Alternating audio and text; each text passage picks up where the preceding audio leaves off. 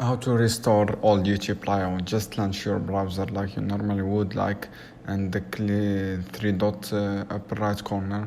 Hover your mouse the extension, click the visit Chrome Web Store. In the search bar there, type the YouTube Redux and hit enter. When you find the search result, click on the use seal button that say add to Chrome. Click on that, confirm you want to add it. Now go to YouTube like you usually do.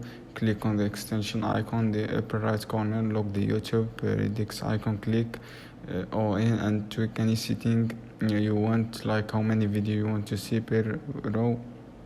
After you made any change, refresh the page again to see new layout, and there you have it, that you can easily restart the old YouTube layout. If you found guys tutorial helpful and you'd like to see more videos similar topics, please comment below. Don't forget like, subscribe to my channel and hit the notification below to stay updated our latest content. Thanks guys for watching this video.